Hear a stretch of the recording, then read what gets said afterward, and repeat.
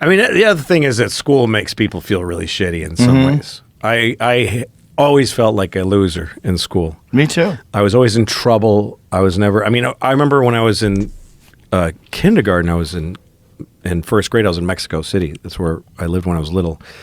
And I have this one. I don't remember much about that time, but I remember this one day. We had desks with all our work in a desk that folded down, and all your papers were in there.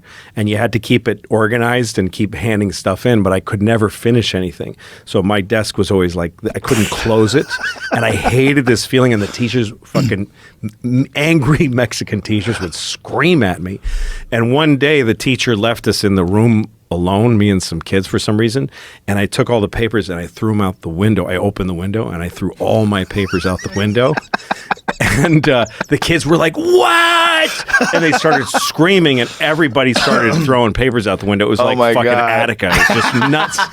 And then there was this pounding at the door, and the teacher, and I knew I'm in so much trouble right now. Like, I'm in beyond trouble.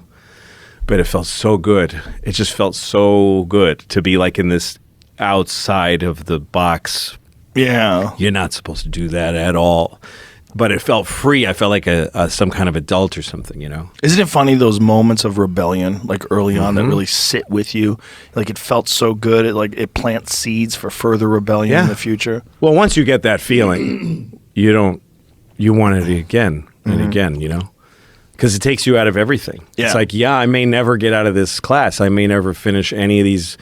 I might not graduate. I might, you know? Yeah. But I'm right now, I'm throwing all this shit out the window. I'm alive. Yeah, exactly.